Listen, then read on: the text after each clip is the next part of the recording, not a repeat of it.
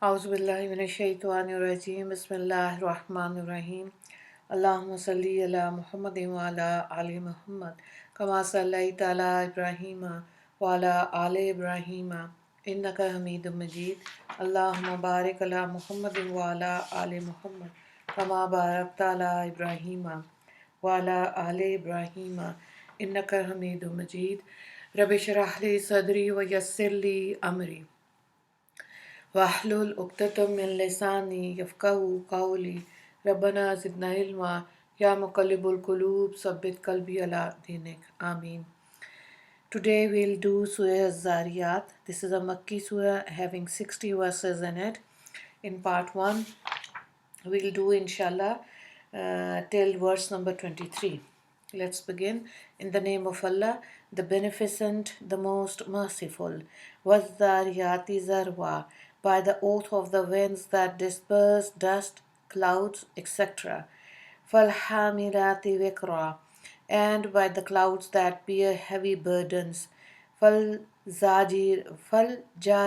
يُسْرًا, and by the ships that move smoothly.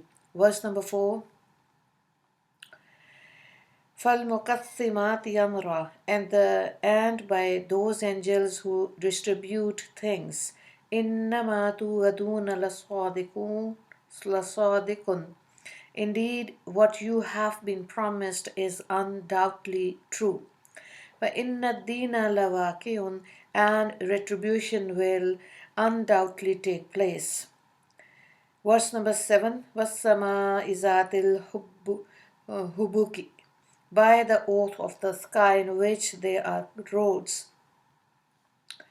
إِنَّكُمْ لَفِي قَوْلٍ مُخْتَلِفٍ, you people are definitely varied in talks. يُوفَكُ عَنْهُ مَنْ أُفِكَ, verse number 9. Turned away from it is he who is prone to turning away. Verse number 10. قُتِلَ الْخَرَّاسُونَ, may the conjecturers be destroyed. الَّذِينَ هُمْ فِي غَمْرَةٍ سَاهُونَ, those who are lost in their ignorance. Verse number 12. يَسْأَلُونَ أَيَّانَ يَوْمَ الدِّينِ, they ask when will the day of retribution be. يَوْمَهُمْ عَلَى النَّارِ يُفْتَنُونَ, the day when they will be punished in the fire. ذُوقُوا فِتْنَتَكُمْ هَذَا الَّذِي كُنْتُمْ بِهِ تَسْتَعْجِلُونَ, taste your punishment, this is that which you sought to hasten. Allah begins this surah by swearing oaths by the winds that disperse, the clouds that bear heavy burdens, the ships that move smoothly, and those angels who distribute things. Allah takes oath by all these things to emphasize the fact that indeed what you have been promised is undoubtedly true, and retribution for deeds, that is Qiyamah, will undoubtedly take place. Hazrat Umar Raziallah Ta'ala Anhu and Hazrat Ali Raziallah Ta'ala Anhu have both explained the meaning of these verses as mentioned above. The oaths have been taken by angels who live in the heavens, clouds that occupy the sky, winds that blow between the sky and earth, and ships that travel on oceans and rivers. A person who has knowledge of these things and who ponders deeply about them will realize that the creator of these phenomena is most certainly capable of resurrecting creation on the day of Qiyamah. Allah then takes other oaths when He says, by the oath of the sky in which there are roads, which the angel use. You people are definitely weird in talks, turned away from it is he who is prone to turning away. While some people accept the advent of Qiyamah, others deny it. Those who refuse to accept the truth are deprived of all good. They will deny the advent of Qiyamah because their nature is such that they are prone to turning a blind eye to the truth. May the conjecturers be destroyed, those who are lost in their ignorance. In this verse, despite the truth of the Quran being present before such people, their ignorance bars them from reflecting on the issues raised in the Quran.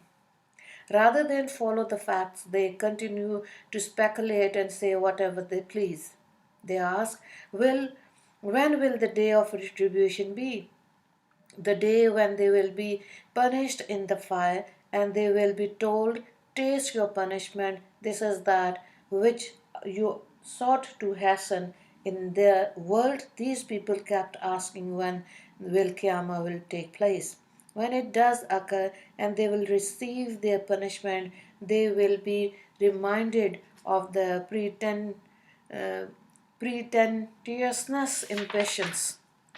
Now I'll recite from verse number 15 till 19.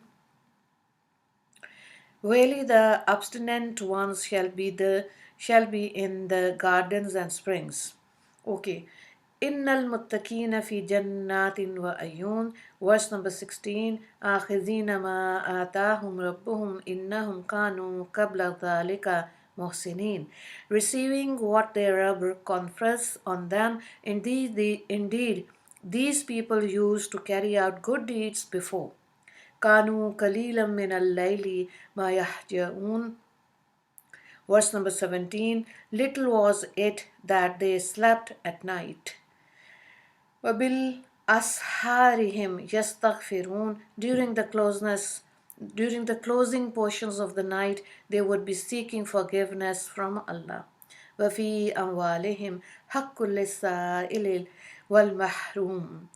Verse number 19. There was always a portion of their wealth reserved for beggars and deprived people.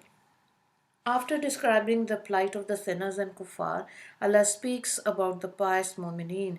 Allah says, Verily, the obstinate ones shall be enjoying themselves in gardens and springs, happily receiving what their Rabb confers on them. These people obviously stunned evil and sin, because of which they are called the obstinate one. In addition to this, they also used to carry out good deeds in a most befitting manners. It is on this account that they have also been termed muhsinin. Among their good deeds, some of the most sterling ones are mentioned. Allah praises them when He says, little was it that they slept at night. While others were sleeping soundly, these pious servants stayed awake to engage in Allah's worship. These people do not boast to others about their worship, and notwithstanding the excellent quality of their ibadah, worship, they never fail to seek Allah's forgiveness for any shortcomings in their ibadah. Allah says, during the closing portions of the night, they would be seeking forgiveness from Allah. It is the habit of people of Iman that they always make astaghfar, seek Allah's forgiveness after their ibadah, so as to compensate for any imperfections. After speaking of the physical acts of worship that these people engage in, Allah then mentions that they also carry out monetary acts of worship. Allah says, there was always a portion of their wealth reserved for beggars and deprived people.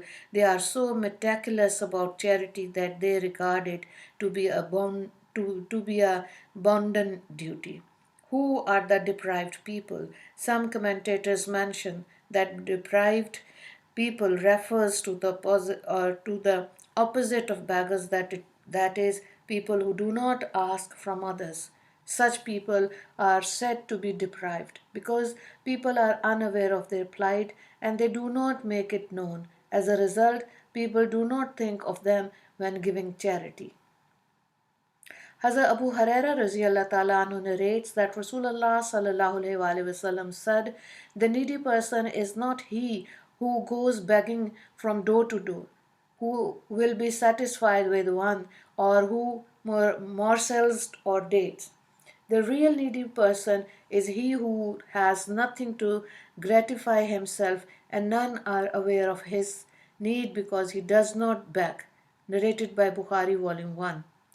Ruhul Mani reports from Hazrat Abdullah bin Abbas ta'ala anhu, that the deprived person is the person who makes an effort to earn, but the things of the world invade him all the time. Despite this, he still does not ask from others.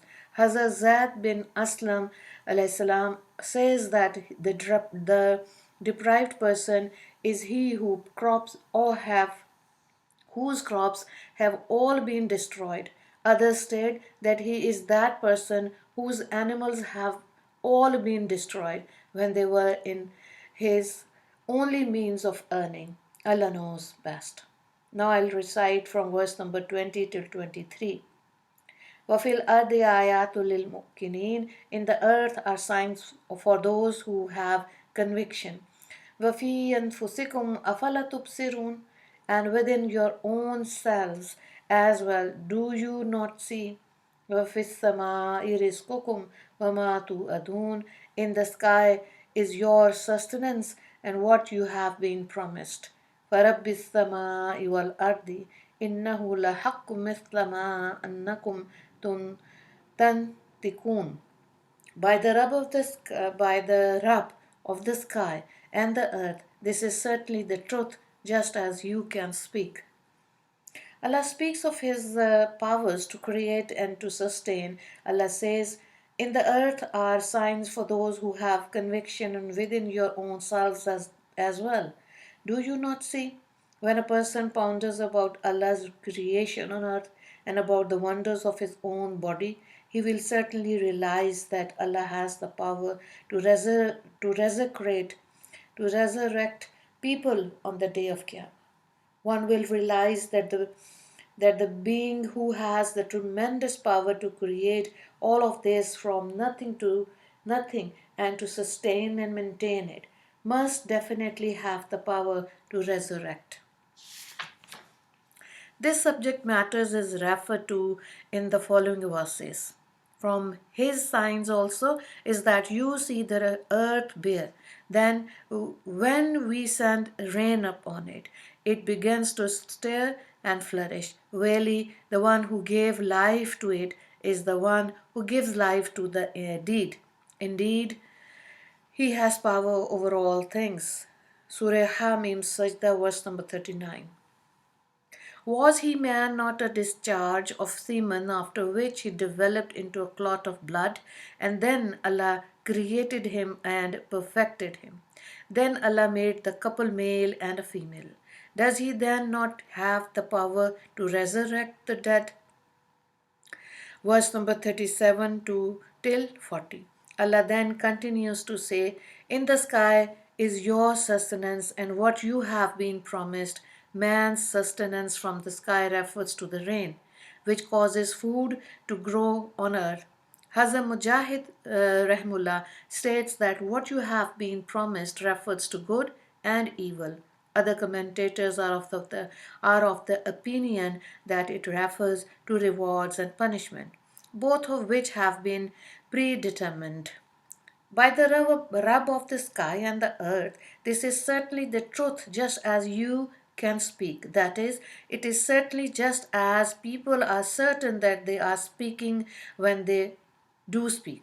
What is it that is certainly the truth? Commentators have tendered the following interpretations. Man's sustenance, Rasulullah sallallahu alaihi wasallam, the Quran, retribution, whatever has been discussed since the beginning of the surah.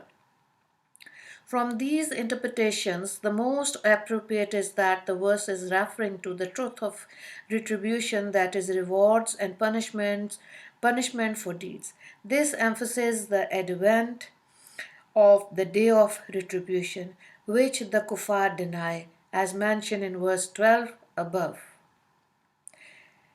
Okay, the last 7 verses of this surah, this juz, have been included in the next para to facilitate easier this understanding of the commentary, because the verses are linked. وآخر دعوانا أن الحمد لله رب العالمين اللهم اغفر للمسلمين والمسلمات والمؤمنين والمؤمنات السلام عليكم ورحمة الله وبركاته.